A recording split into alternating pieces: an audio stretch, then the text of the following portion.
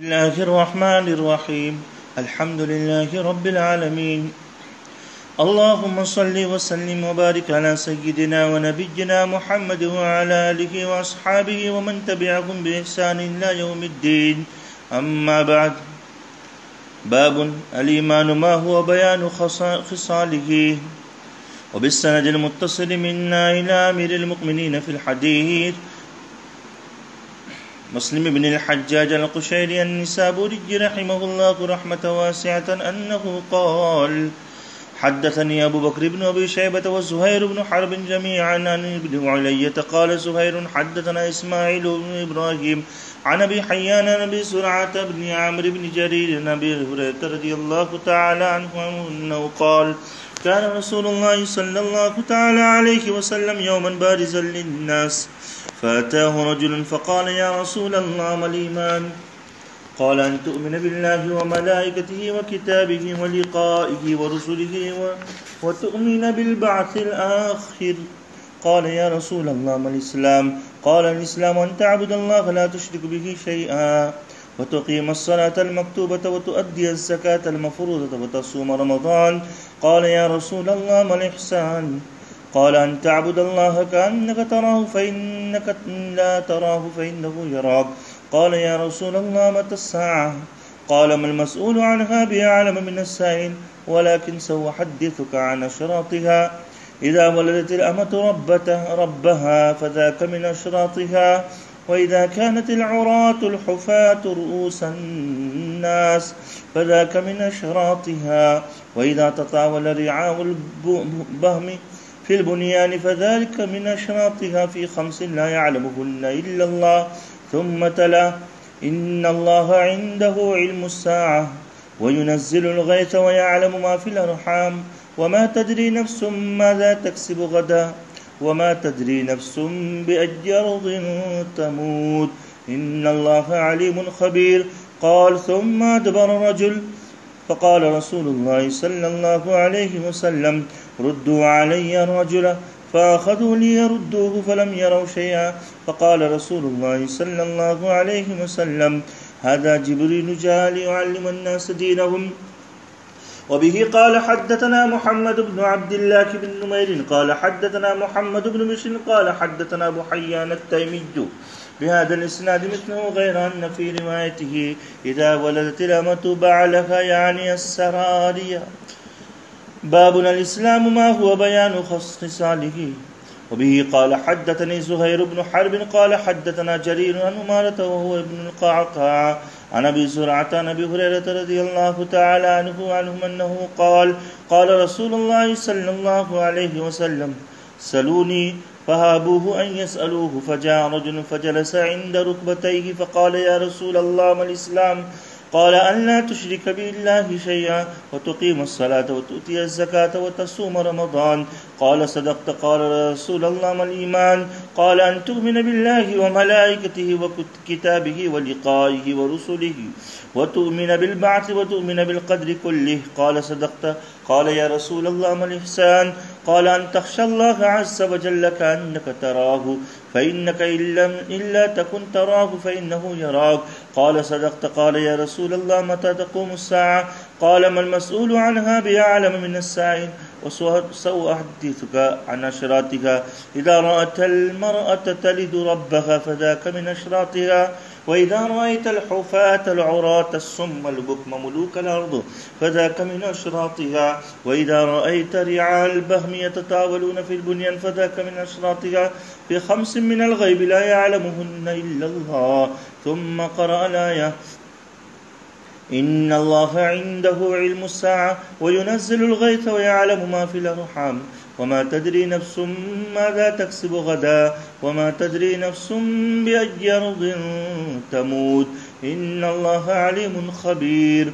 قال: ثم قام رجل فقال رسول الله صلى الله عليه وسلم: ردوا علي. فالتمس فلم يجدوه، فقال رسول الله صلى الله عليه وسلم: هذا جبريل أراد أن تعلموا إذ لم تسألوا.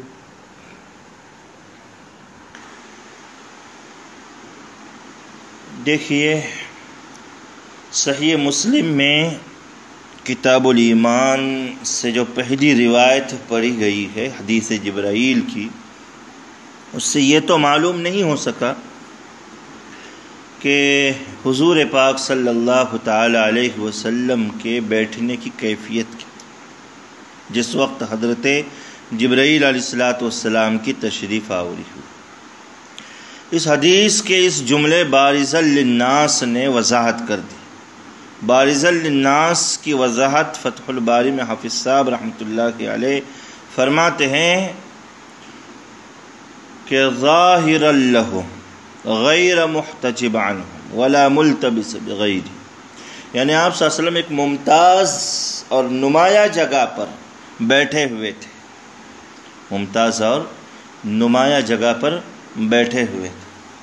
حضور پاک صلی اللہ علیہ وسلم کی تواضع اور آپ کے اخلاق عظیمہ کی بنا پر آپ صلی اللہ علیہ وسلم صحابہ کے ساتھ گھل مل کر بیٹھتے تھے، حتیٰ کہ آنے والے نوارد کو یہ پوچھنا پڑتا کہ ایکم محمد، تم میں سے محمد صلی اللہ تعالی علیہ وسلم کون ہے؟ صحابہ کرام رضوان اللہ اجمعین کا بیان ہے کہ ہم نے آپ سے اجازت چاہی کہ اگر آپ اجازت دیں تو ہم آپ کے لیے ایک چبوترا بنا دیں اور آپ اس پر تشریف رکھیں تاکہ کسی بھی نئے آنے والے کو پوچھنے کی ضرورت نہ پیش آئے۔ دربار رسالت سے جب اجازت مل گئی تو ہم نے مٹی کا ایک چبوترا بنا دیا، حضور کریم صلی اللہ تعالی علیہ وسلم اسی پر جلوہ گر تھے اور صحابہ کرام آپ کے ارد گرد حاضر تھے کہ حضرت جبرائیل علیہ السلام کی تشریف آوری ہوئی۔ فتح الباری میں حافظ صاحب رحمۃ اللہ علیہ نے اس بات کو لکھا ہے۔ دیکھیے حدیث کی تقریباً جو ہے جملوں کی وضاحت پیچھے مکمل طور پر ہو چکی ہے۔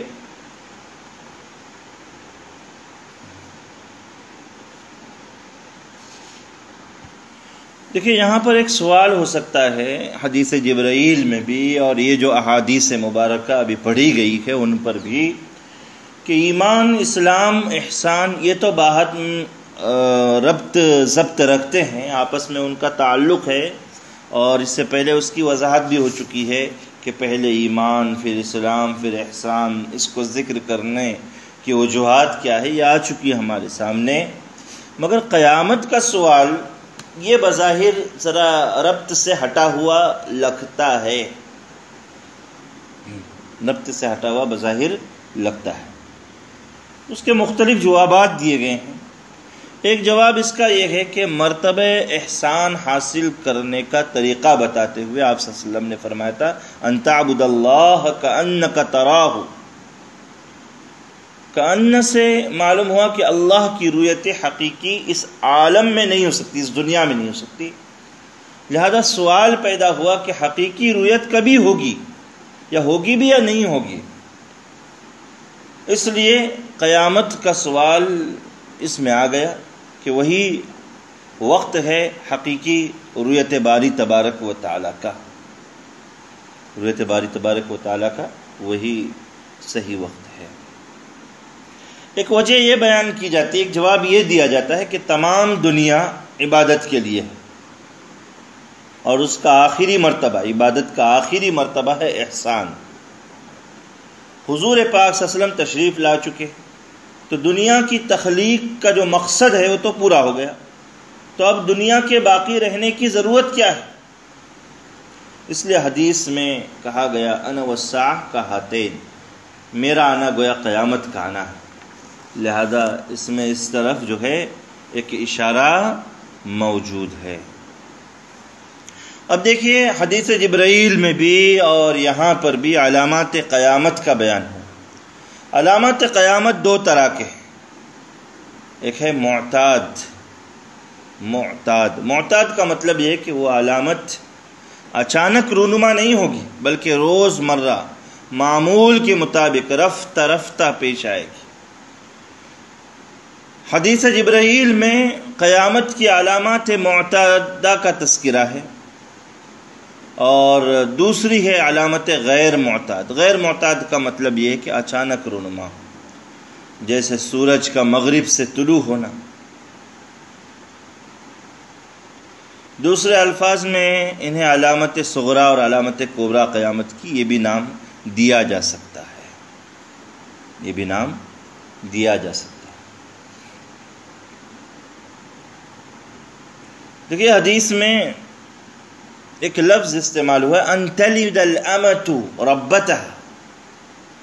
صحیح بخاری اور یہاں پر یہ جو پڑھی گئی ہے اس میں ربہا کا لفظ ہے، ربہا کا لفظ ہے۔ ویسے لفظ رب اگر معرب باللام ہو تو یہ اللہ کی ذات کے لیے مخصوص ہوتا ہے، لیکن لفظ رب کبھی اللہ کے علاوہ کے لیے بھی بغیر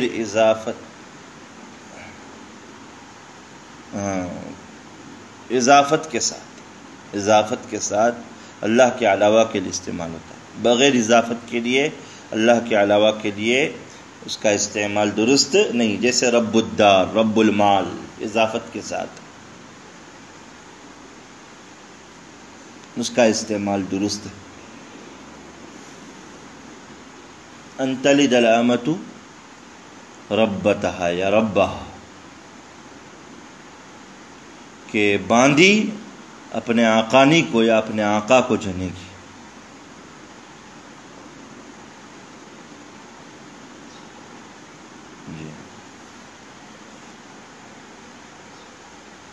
یعنی قرب قیامت میں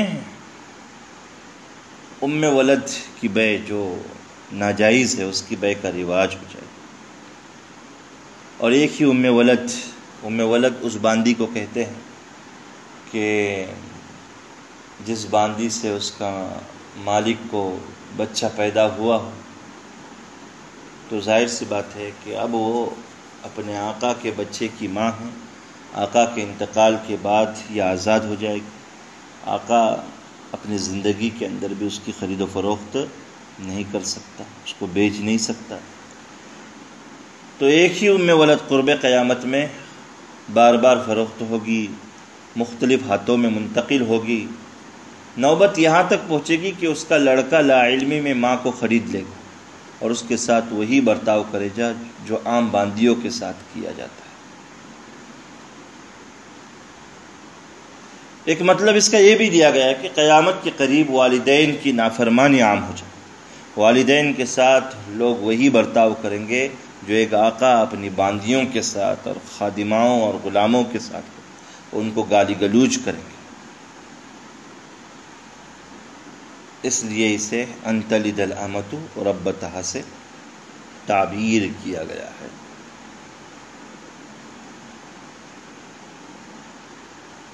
حدیث مبارک میں، حدیث جبرائیل میں بھی اور یہاں پر بھی، ان تر الحفاة العراة العالى رعاء الشاة يتطاولون في البنيان۔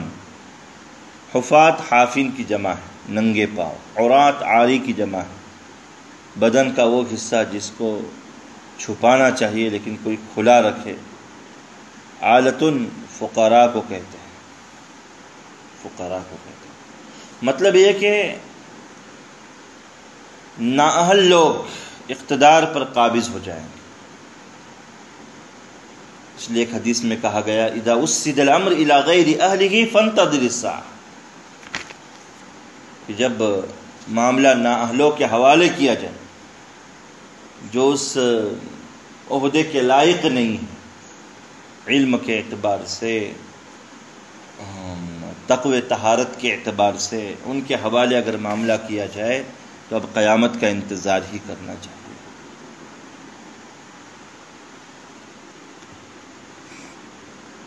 یہ مطلب ہو گیا۔